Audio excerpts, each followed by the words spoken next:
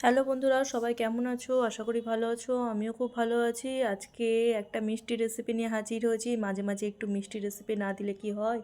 আজকে নিয়ে চলে এসেছি একদম সহজ পদ্ধতিতে কালাকাঁদ মিষ্টির রেসিপি, যেটা কিভাবে সহজেই বাড়িতে বানিয়ে ফেলতে পারবে তারই আমি কিন্তু ভিডিও আজকে সবার সাথে শেয়ার করছি। আর যেটা খেতে একদম দোকানের কালাকাঁদের থেকেও অনেক গুণ, হাজার গুণ বেশি ভালো হবে যদি এই রেসিপিটা ফলো করো। তাহলে প্রথমেই আমি নিয়ে নিয়েছি 500 ml দুধ, যেটা করব ছানা। এবার ছানার পদ্ধতিটা আমি বলে দিচ্ছি কিভাবে করতে হবে।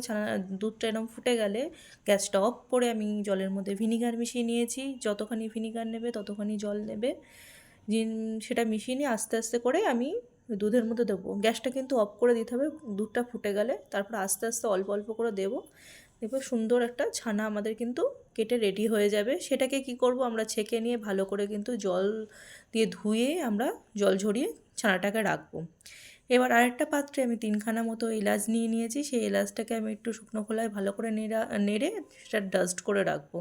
আরেকটা পরিষ্কার কড়াইয়ে আমি নিয়েছি 750 ml দুধ। সেটার কি করব, আমি সুন্দর ক্ষীর তৈরি করব। তার মধ্যে আমি দুটো আমুল, 10 টাকা দামের আমুল পাউডার আমি মিশিয়েছি। তার সাথে আমি মিশিয়েছি 2 চামচ মতো চিনি। বেশি আমি চিনি কিন্তু এখানে ইউজ করিনি, কারণ আমরা মিষ্টিটা একটু কমই খাই। তা আপনারা চাইলে মিষ্টিটা কম বেশি করে নিতে পারবেন। এবার দুধটা কী করব, দুধটা ফুটিয়ে ফুটিয়ে অত্যন্ত বেশি ঘন করে ফেলবো।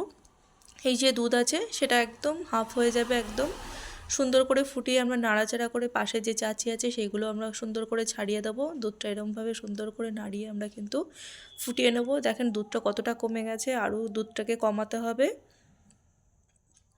যখনই এরকম থাকবে আমরা এলাচের যে ডাস্টটা করেছি সেটা আমরা কিন্তু গন্ধের জন্য দিয়ে দেবো। বিশ্বাস করবো না, যখন এলাচের ডাস্টটা দেওয়া হয়েছে দুধের মধ্যে থেকে এত অসাধারণ গন্ধ বেরোচ্ছিলো, মানে কি বলবো।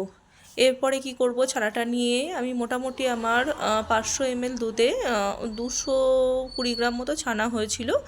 তো এটা ভালো করে আমরা কিন্তু হাত দিয়ে মেখে নেব, যেমন করে রসগোল্লা বানায় তেমন করে। এবার কি করব, দুধটা যখন এই পর্যায়ে থাকবে তখন কিন্তু আমরা ওই মাখানো ছানাটাকে একদম এর মধ্যে আমি কিন্তু দিয়ে দেবো। দেখেন কতটা কমে গেছে আর কতটা কিন্তু ঘন হয়ে গেছে। এরকম পর্যায়ে আমি আস্তে আস্তে ওটাকে দিয়ে ভালো করে কিন্তু নাড়াবো। আর পাশের চাচিগুলো মাঝে মাঝে কিন্তু আমি কিন্তু ভালো করে নাড়িয়ে দুধের সাথে মিশিয়ে দিতে হবে। এই ছানাটা এবার দিয়ে দিলাম। ছানাটা দিয়ে ভালো করে সুন্দর করে আমরা নেড়ে নেব। নেড়ে দুধের ক্ষীরের সাথে একদম মিশিয়ে ফেলবো সুন্দর করে। এই পর্যায়ে কিন্তু লো হিটে থাকবে একদম। লো হিটে হাই ফ্লেমে করলে জিনিসটা ভালো হবে না। তো লো ফ্লেমে ভালো করে ছানাটাকে এটার সাথে দুধের সাথে মিশিয়ে ফেলতে হবে, ক্ষীরের সাথে সুন্দর করে মিশিয়ে ফেলতে হবে।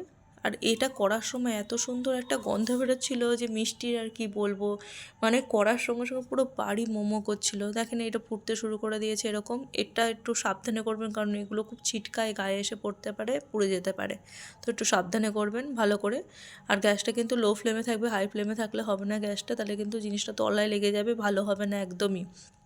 তো দেখেন এত সুন্দর করে ফুটতে শুরু করেছে।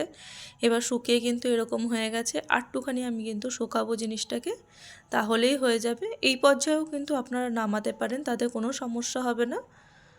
তো আমি আরটুখানি শুকিয়েছি, মানে জলটা করেছি। তো এই পর্যায়ে আমার হয়ে গেছে। গ্যাস নিভিয়ে দিয়েছি। এবার একটা ডিশের মধ্যে আমি কি করব, একটা থালার মধ্যে ঘি মাখিয়ে নেব। আমি এক সাইডটা মাখিয়ে নিয়েছি, যেহেতু আমার হাফ হবে, আমি তো অতটা করিনি, হাফ করেছি। তাই হাফ থালার মধ্যে হাফ অংশ আমি কিন্তু ঘি মাখিয়ে নেব। ঘি মাখানোর পর কিন্তু ওই যে মিশ্রণটাকে এর মধ্যে আমি ঢেলে দিয়ে হালকা করে এরম করে পেস্ট করে করে জিনিসটাকে আমি কিন্তু সেট করে নেব গরম অবস্থাতেই। ভালো করে সেট করে নেব। তো প্রথমে আমি চামচ দিয়ে ভালো করে সেট করে নিয়েছি, দিয়ে চাকু দিয়ে আমি কিন্তু ভালো করে সুন্দর করে সেট করে নিয়েছি। সেট করার পর দেখেন কতটা হয়েছে।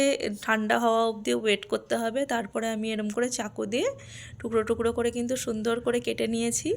তো আমাদের কিন্তু মিষ্টি একদম পারফেক্ট রেডি আর কি।